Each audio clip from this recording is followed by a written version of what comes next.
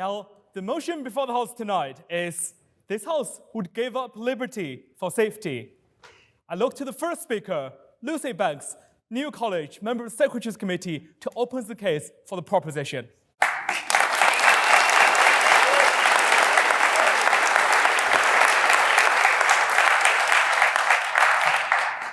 Thank you, Mr. President, for that introduction. Good evening, ladies and gentlemen. I'd be interested to know, does anyone in this chamber have a particular objection to wearing their seatbelt, or to passing through a metal detector before they get on a plane, or to having to pass a driving test before they're allowed to take control of a 1.5-ton car on a 6-lane motorway? Personally, I don't have objections to any of those.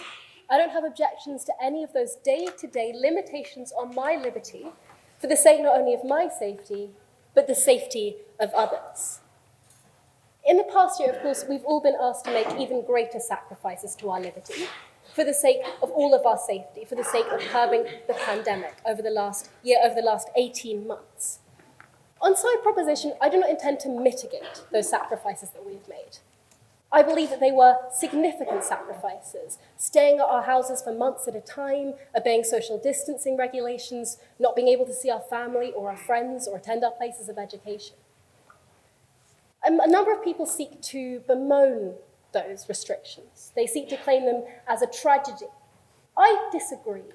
I think we ought to celebrate that we as a nation, that we on the globe, across it, were able to make those sacrifices for the sake of our safety. Benjamin Franklin famously stated in 1755 that those who would give up essential liberty to purchase a little temporary safety deserve neither liberty nor safety. I disagree. I disagree that the liberty we've given up is essential. I disagree that the safety we have purchased is temporary. And most importantly of all, I disagree with this value system that will place liberty above everything else at all costs. I have two arguments to make to you today.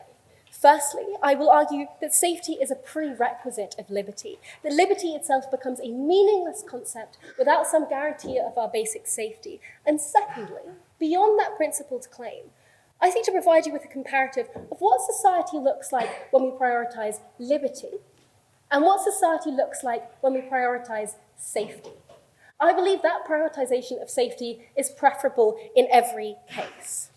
Indeed, I hope to show not only that we ought to choose safety over liberty, but every single one of you, before you even stepped foot in the chamber today, have already made that choice. However, before that, it falls upon me to introduce the speakers for the opposition side. Speaking first is Ananya Chowdhury, history and economics student at Pembroke College and secretary of the Oxford Union. I admit I was surprised when I heard Ananya was speaking on the opposition of this debate, as someone who spent 3 months of her summer interning at an investment bank and the last month working for the Oxford Union. I didn't think she was someone who prioritized her liberty particularly highly.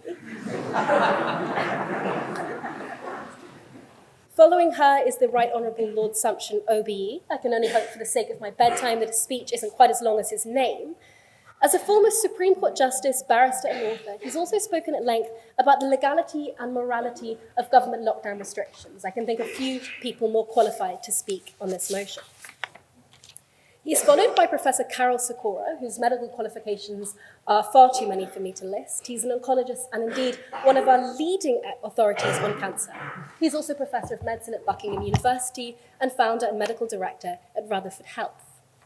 Concluding the opposition side is Luke Johnson, Luke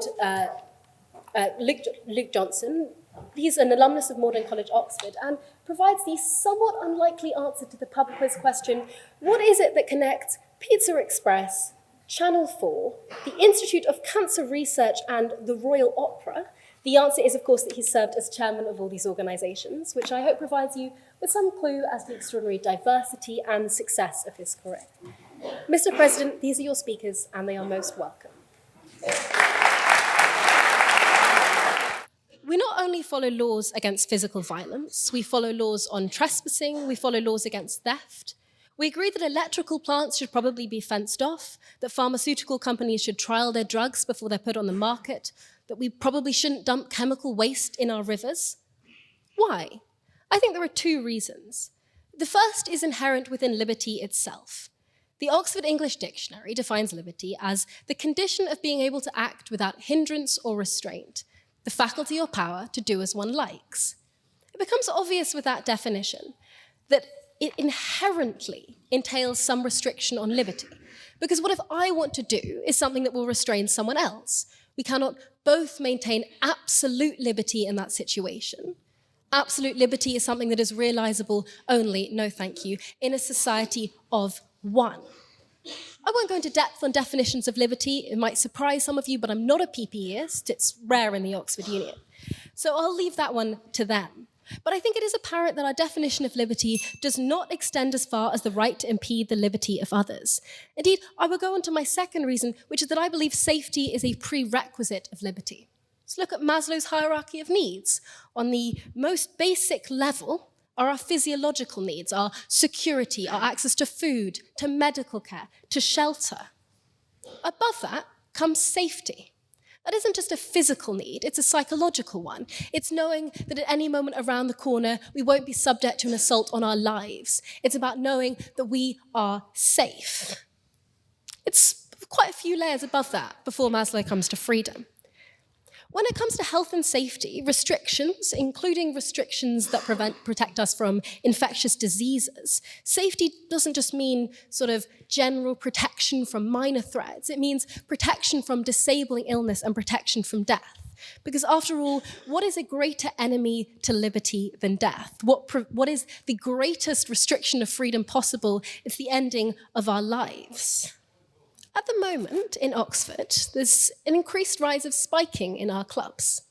Personally, the fear that causes me before I enter into a bar, not just a fear as to my physical safety, but my fear as to an ability to enjoy that event, means that I will be prepared to be subject to some restrictions on my liberty. I'd happily have my pockets or my bags searched before I'm allowed to enter into the club, because I recognize that in that situation, I would prefer my safety to be prioritized above some abstract conception of my liberty. Let's look at gun control. I would rather in America be subject to checks and regulations and restrictions on my ability to own firearms than live in a society in which I am under constant fear of being attacked by gunmen on the loose.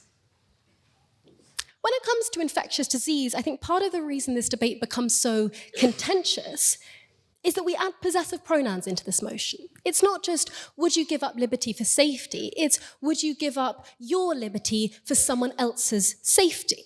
We want to believe it's a question of individual choices. Why can't I take the precautions I think necessary to protect me from danger? That's because it is imperative to note that it is impossible to ensure safety on an exclusively individual level. There isn't a personal choice to be made between liberty and safety, because you cannot choose by yourself to protect yourself. In the case of gun control, choosing not to keep a gun in my house might make me slightly safer, but it doesn't protect me from everyone else who's allowed to keep guns in their house. In exactly the same respect, I might choose to shield myself from a pandemic, but if I live in a society where no one else is making similar choices, where no one else is choosing to shield themselves, then I am at constant risk of being infected. I still need to access essential services. I still need to access food and medical care. If I live in a society where infection rates are skyrocketing, then my access to those essential services automatically puts me at a risk of exposure to a potentially fatal disease. I can't just choose to shield myself if the rest of society is making reckless choices with my safety. Let's compare Sweden and Norway in the pandemic. Sweden chose not to carry out a lockdown, to keep schools and public spaces and workplaces open. Norway, by contrast, didn't. Sweden was hailed at the time as a sort of paragon of liberty, as the victor of Europe. They showed that it was possible to conduct an approach to the pandemic that meant that we didn't have to give up our freedom. Except, what happened? Between March and June 2020, Sweden suffered 15 times the casualties related to COVID-19 that Norway did. Sweden was not the success story. Nearly 15,000 people in Sweden never got to enjoy that liberty. And many more lost it because of the debilitating effects of long-term chronic illness, or because they failed to access other medical services in the height of a raging pandemic. I think safety's become a joke word. We associate it with not allowing under 18-year-olds to buy craft scissors or annoying health and safety restrictions in our workplaces. But it's not a joke word. It's about people's lives. I don't believe recklessly endangering people's lives is acceptable. It's estimated that in just 11 countries in Western Europe, had they chosen not to pass lockdown restrictions, that 3.1 million excess lives would have been lost as a result of COVID. So, ladies and gentlemen, when you leave the chamber today, when you're asked to pick a side in this debate, to walk through one of the two sides of the door, I ask you, is 3.1 million lives the price you would have been willing to pay for your abstract sense of liberty? My answer to that is no, and for that reason, I beg you to propose. Thank you.